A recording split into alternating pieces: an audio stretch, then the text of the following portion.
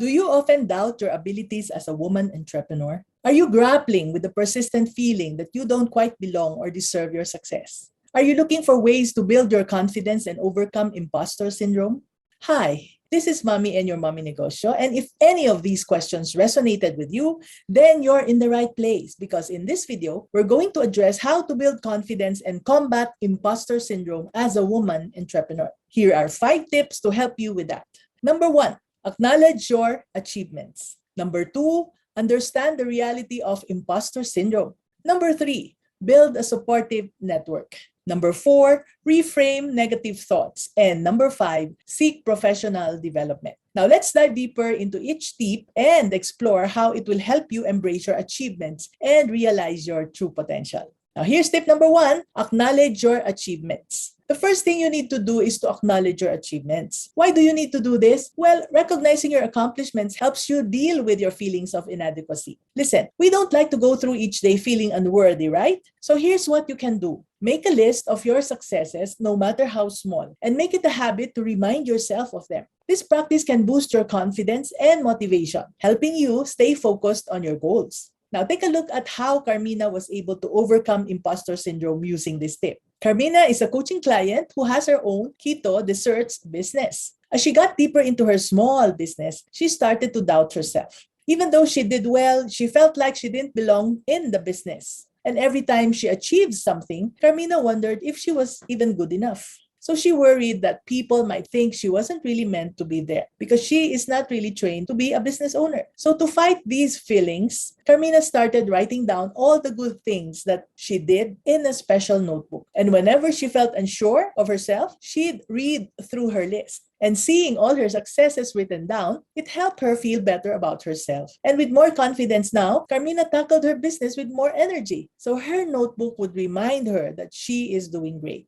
Do you have a journal? You should try what Carmina is doing. It will be a big help. Trust me. Now let's go to tip number 2. Understand the reality of the imposter syndrome. Do you really understand what imposter syndrome is? If not, start educating yourself about it.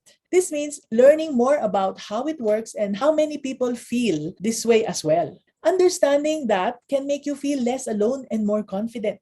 There are lots of free resources about imposter syndrome online. So read articles or even books about it. You can also talk to someone you trust, a mentor, for example. Getting different perspective can help you see things in a new light and feel better about yourself. So Lynn, a former private school teacher, owns a laundry shop. Her business is running well as competition in her area is not yet as tight. However, she couldn't help but doubt if she was good enough to run her business. She kept going until she found a mentor. Now, this mentor has been in business for a long time, and their chats made Lynn feel a lot better. She realized that lots of business owners felt the same way sometimes, and this made Lynn feel more confident and ready to keep running her laundry shop again. So, know that imposter syndrome is a real thing, and there are other people who experience it. And this tip connects to the next one, which is tip number 3, build a supportive network. Are you a member of any supportive communities or groups? Being part of a community that cheers you on and believes in you can make a big difference. Why not connect with other women who also run their own businesses? Go out of your comfort zone and join groups for entrepreneurs. Remember Lynn's story in tip number 2. You can also find someone experienced who can give you advice and encouragement.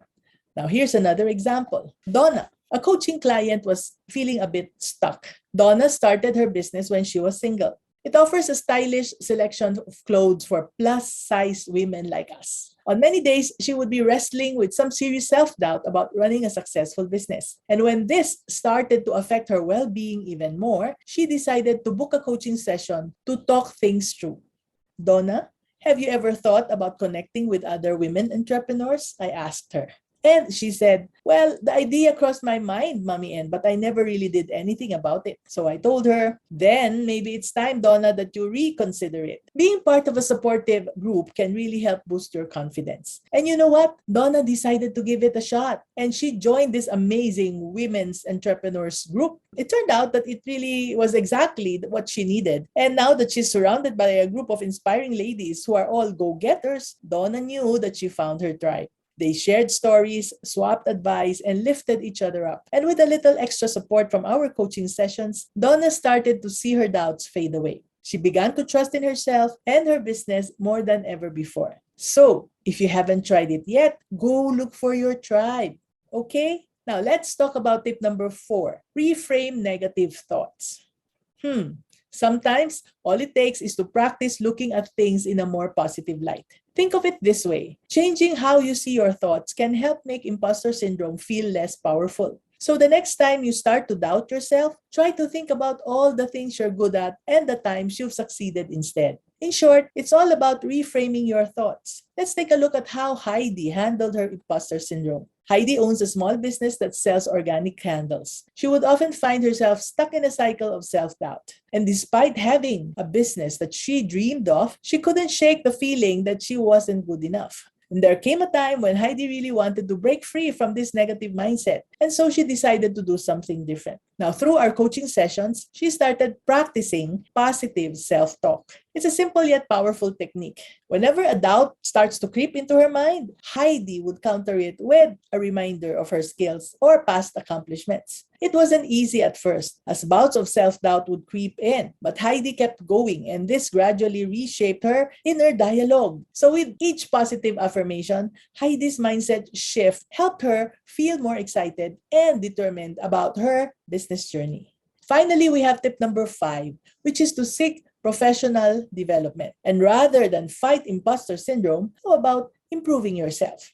Yeah, keep learning and getting better at what you do. Enhancing your skills and knowledge can boost your confidence and reduce your feelings of being an imposter. So here's what you can do to fight it without actually fighting it. Take classes, join workshops, and stay up to date in your field to show yourself how much you know. Meet my coaching client, Anna, wife and mother of 1. She tried different ways to fight off imposter syndrome, but nothing seemed to work for her. It just came back over and over. And so she decided not to fight it. What she continues to do is to learn more about her business. She finds this effective because the more she learns and upgrades her skills, the more she feels more sure of herself. You see, feeling confident and getting past imposter syndrome is all about figuring things out and getting better over time. So, don't worry. You too can conquer these doubts and firmly stand in your power as a Filipina business owner. Remember, your contributions are valuable and your success is well deserved. So if you're ready to learn more and to take your business to the next level, remember to subscribe to my newsletter for more insights and tips. Together, let's unlock your business's financial potential and create a thriving future.